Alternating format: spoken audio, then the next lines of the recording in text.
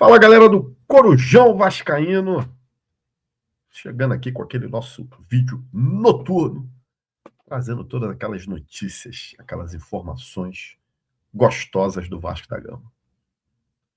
Tivemos ontem a classificação do Vasco, empatando com o Paysandu por 2-2 em São Januário, depois de abrir 2-0. Jogo tranquilo, mas não seria o Vasco se não complicasse o jogo, né? Primeiro tempo, o Vasco bastante dominante. Paysandu até nos 10 primeiros minutos aí tentou fazer uma graça. Léo Jardim, a partida segura, não teve culpa nos gols. O PH fez uma partida razoável, né? Longe de ser aquele PH que a gente conhece. Teve uma contusão, uma entrada numa dividida dura, não desleal, mas uma dividida dura. Teve que ser substituído pelo Pumita, fez exames hoje, mas o Vasco ainda não divulgou o que aconteceu. Mas o que deixou a gente mais tranquilo, que ontem numa imagem ele saiu caminhando, mancando um pouquinho, mas o próprio falou que foi mais uma pancada, nada sério. Eu vou deixar a dupla de zaga para o final. Lucas Piton, mais uma vez falhando no gol do Paysandu. Nos minutos finais do primeiro tempo, o Vasco toma um gol, né? Do Paysandu. A gente não consegue passar uma partida sem tomar gol. É raro. É raro. Né? Mesmo contra um time da Série C, com todo respeito ao Paysandu, que é um time até arrumadinho, provavelmente vai subir para B. Se mantiver esse futebol, grande chance do Paysandu, que é líder da Série C, subir. E o Piton completamente perdido na marcação, mais uma vez, né? Ele, Lucas Freitas, né? Uma defesa com Lucas Freitas e Piton pelo lado esquerdo, você sabe que a qualquer momento vai dar merda. O Barros fez um primeiro tempo bom, mas o segundo tempo também caiu muito de produção. Thiago Mendes, porra, para variar o melhor em campo, foi expulso injustamente. Eu tô assistindo o jogo do Flamengo aqui, que tá perdendo por 2-0 por Vitória, nesse momento tá sendo desclassificado da Copa do Brasil, que teve um lance do Carrascal agora, o Carrascal dá um tapa igualzinho o Thiago Mendes cometeu ontem lá contra o jogador do Paysandu. A diferença é que o Klaus aqui deu amarelo acertadamente. E lá aquele Braulio, que adora dar uma sacaneada no Vasco, é um incompetente, expulsou. O que é um prejuízo danado para o Vasco, porque o Thiago Mendes pega pelo menos um jogo, podendo tomar 2 jogos, porque é reincidente no STJD, apesar de não ser pelo mesmo motivo, né? Teve seu julgamento agora há pouco feito por conta de reclamações contra a arbitragem. Agora, eu não duvido o STJD querer dar uma sacaneada nele e dar 2 jogos, o que levaria ele a ficar dos 2 jogos de fora da próxima fase da Copa do Brasil. Prejuízo enorme para o Vasco da Gama. E ontem, ainda mais com o que o Renato falou na coletiva, que eu achei um erro. O Renato, na coletiva de imprensa ontem, elogiou a arbitragem do Braulio, dizendo que o Thiago Mendes foi bem expulso. Se pega esse recorte do vídeo do Renato e leva lá para o STJD, vai dar merda. Eu acho que o Renato tem que medir um pouco as palavras, né? O que ele fala pós-coletivo. Mas o Thiago Mendes fez uma bela partida, fez um gol que daqui a pouco eu vou mostrar aqui. O Rojas, saiu o primeiro gol do Rojas, um bom primeiro tempo. Saiu machucado também, parece nada sério, mas sentindo ali o tornozelo. Gol de pênalti. Ele, inclusive, fez aquele, né? Para tirar em aca, porque ele já teve próximo de marcar esse primeiro gol já algumas vezes, né? Bola na trave e tudo. O centroavante, o Brenner. Porra, cara, o Brenner perde uns gols, a bola bate na trave. Não tá ajudando, né? O momento também não tá ajudando ele, não. Mas o Renato tá insistindo para tentar dar uma moral para ele. Mas eu acho que tem que insistir nesses jogos aí mesmo. Sul-Americana, Copa do Brasil, que o jogo estava praticamente classificado. Fora isso, né? Não dá para insistir muito com ele, não. O David fez uma partida, né, sim, sem muito protagonismo também, a lá David, né? Contribui daquele jeitinho dele, às vezes tu nem lembra que o David está em campo, né? Às vezes quando aparece ele na tela ali, tu fala, nossa, o David está em campo.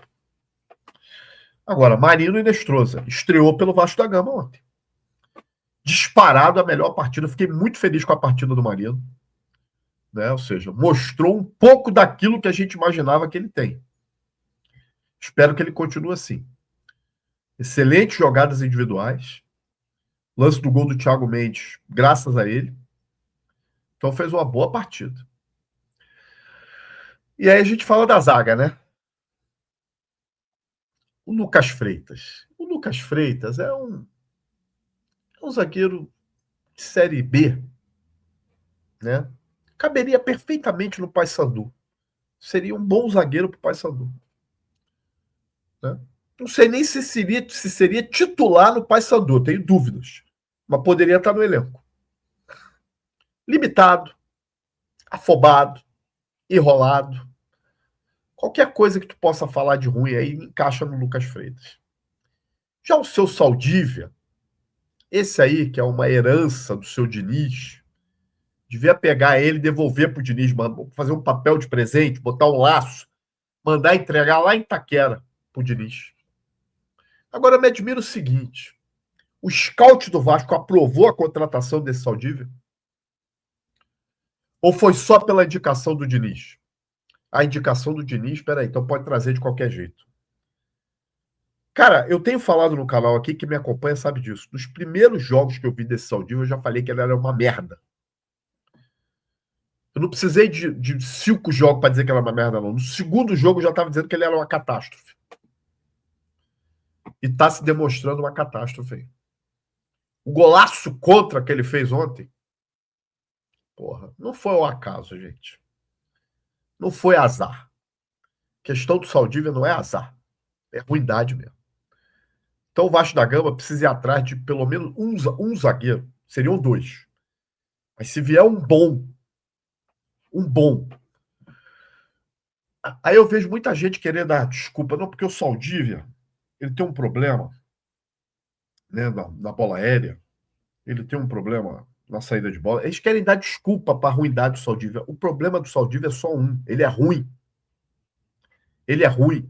Da mesma forma que eu vejo gente querendo falar assim, não, porque o Vasco tem que trazer um jogador, um zagueiro dominante pelo alto. Um zagueiro que tem imponência. Cara, o Vasco precisa de um zagueiro bom. É só isso.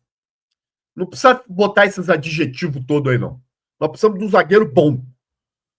Porque dos 4 que nós temos ali, bom mesmo, não tem nenhum. Tem alguns que quebram o galho ali. Tá? Enfim, classificamos para a próxima fase da Copa do Brasil. Tem muito grande aí caindo. O Botafogo caiu hoje para Chapecoense, o Bahia caiu ontem para o Remo, né? Mas tem aí Cruzeiro classificado, Corinthians classificado, Flamengo, como eu disse, está caindo. Vamos ver até o final do jogo. Faltam 20 minutos mais os acréscimos. O Fluminense classificou, o Fortaleza hoje classificou, o Atlético Paranaense classificou, empatando 0-0 nos pênaltis, foi para os pênaltis, classificou contra o Atlético Goianiense. O Grêmio passou fácil pelo Confiança. O São Paulo foi eliminado pelo Juventude, que para mim não é surpresa nenhuma. O Santos, surpreendentemente, passou pelo Curitiba. Eu achei que o Curitiba ia levar. Atlético Mineiro passou o sufoco danado contra o Ceará. Estava sendo eliminado, achou um gol lá, 1 a menos, depois classificou nos pênaltis. Ou seja, a Copa do Brasil está aberta aí, para quem quiser pegar. Bom, coloquei uma informação hoje lá no... deixa eu passar o gol aqui primeiro do Thiago Mendes. Foi um baita de um golaço, né? Vamos botar na tela aqui. Sei que todo mundo viu, mas talvez por esse ângulo não.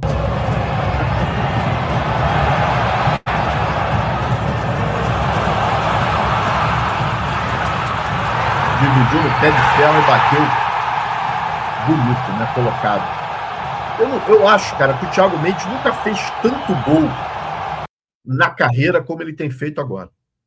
Eu, sinceramente, não me lembro das passagens dele aí na França, no próprio São Paulo, que ele tenha feito tanto gol assim, como ele vem fazendo no Vasco da Gama. Tá? E está demonstrando aí que tem essa capacidade também de ser artilheiro. Né? Mais um belo gol do Thiago Mendes, né? Segundo gol aí seguido na partida seguida. Bom, eu coloquei hoje lá no X, se você não segue a gente, @Corujão Vascaíno, a questão da convocação ou da pré-lista, né, da Colômbia. 3 colombianos do Vasco estão lá. Andrés Gomes, Cuesta e Rojas. O Marino ficou de fora. Não é de se estranhar, né?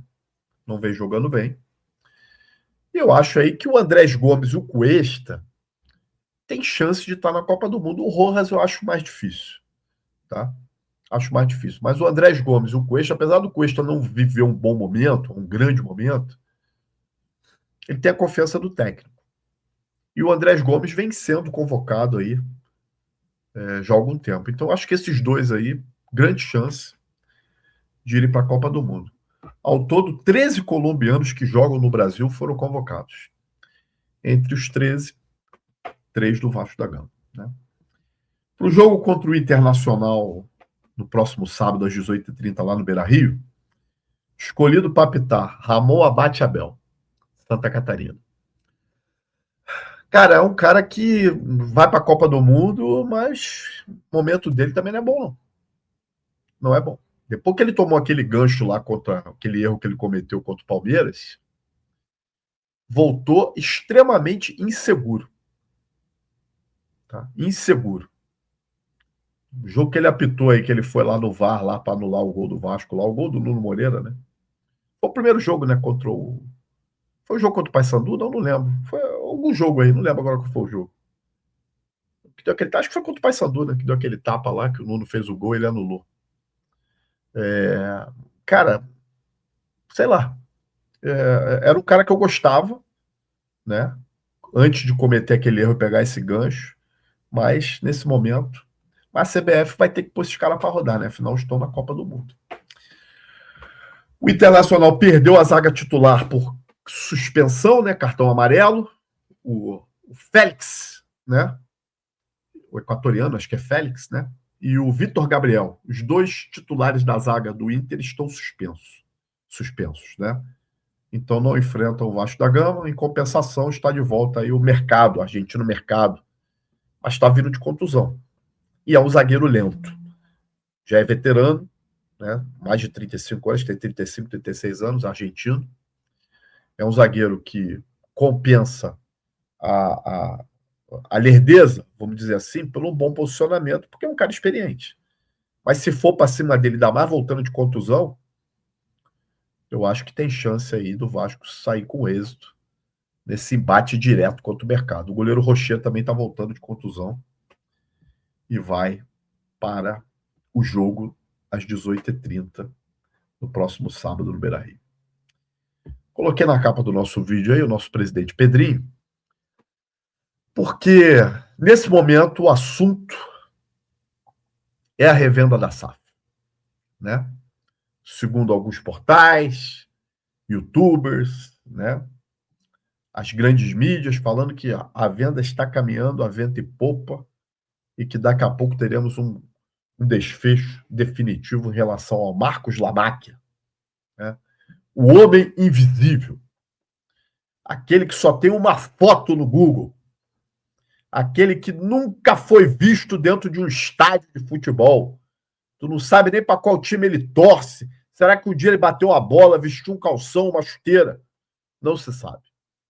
Mas o presidente Pedrinho acha que ele é o melhor para o Vasco da Gama. O fato é que as coisas vêm acontecendo da mesma forma que aconteceu na época da 777. A desinformação que algumas mídias, alguns canais de YouTube estão prestando, mais uma vez, é absurdo. Hoje você vê nas manchetes aí falando que o Vasco está sendo vendido por 2,5 bilhão de reais. Você acha que realmente, se o Vasco estivesse sendo vendido por 2,5 bilhão de reais, algum de nós aqui estaria reclamando? Não acharia um puta negócio? O problema é que os valores não são esses. Não é 2,5 bilhão de reais. Os valores são infinitamente menores do que esse. Agora, o presidente Pedrinho, e nós já falamos aqui algumas vezes, vive um racha dentro da sua diretoria. Aqueles que eram amigos e que alguns ainda se dizem amigos, não são mais. E tentam travar a venda ou a revenda dessa SAF. Eu faço uma pergunta para vocês aqui. Alguém tem dúvida que esse imbróglio todo vai parar na justiça? Alguém acha que essa questão vai ser resolvida de uma forma muito fácil? Eu digo mais. Vai parar na justiça e não só por conta do Vasco da Gama, mas por questões externas também. Ou vocês acham que a Mulambada e outras equipes aí não vão entrar na justiça impedindo essa revenda por questão de conflitos de interesse? Cara, isso está muito claro. É algo que não vai ser resolvido numa canetada ou resolvido de uma forma muito simples. E isso, com certeza, mais uma vez, vai gerar uma instabilidade no Vasco. Vai falar, pô, Dib, tu tá torcendo contra, né? Tô torcendo contra, não. Eu sou um cara que eu sempre defendi o modelo SAF aqui. Aqueles que me acompanham sabem disso. Até porque eu sempre disse o seguinte: para mim, o problema não é o modelo de gestão. Ser SAF, ser associativo, ser clube empresa. Para mim, nunca foi isso. O problema sempre foram as pessoas. Eu sempre disse isso aqui. O problema são as pessoas que estão por trás desse modelo. E no Vasco, a gente já teve N exemplos, né, de pessoas mal intencionadas. Eu não estou falando dessa gestão agora, eu falo desde sempre. Pessoas que só pensam no seu umbigo, que vê o Vasco como uma oportunidade de negócio para os seus interesses próprios. O presidente Pedrinho, que abra o olho dele, porque ele está cercado de gente que não caminha junto com ele. Pode até dizer que caminha, mas não está caminhando. Eu tenho certeza absoluta que essa revenda da SAF não vai ser uma coisa muito simples. Pode até acontecer, mas eu acho que não vai ser uma coisa muito simples, não. Agora, a desinformação que alguns canais, que alguns youtubers, que algumas mídias vêm prestando ao torcedor do Vasco da Gama, com informações incompletas e falsas, é um absurdo. Tá? Muita água vai rolar ainda. E nós vamos estar acompanhando e vamos estar trazendo aqui no nosso canal. Né? É isso aí, meus amigos. Se você gostou desse vídeo aí, peço que deixe seu like, compartilhe, se inscreva no Corujão e vire membro. Para qualquer hora você está aqui na minha bancada, falando de Vasco, desabafando, dando as suas opiniões. Segue a gente no Instagram, Corujão Vascaíno, e lá no X também, @Corujão Vascaíno. Um abraço, gente. Tamo junto. Até a próxima.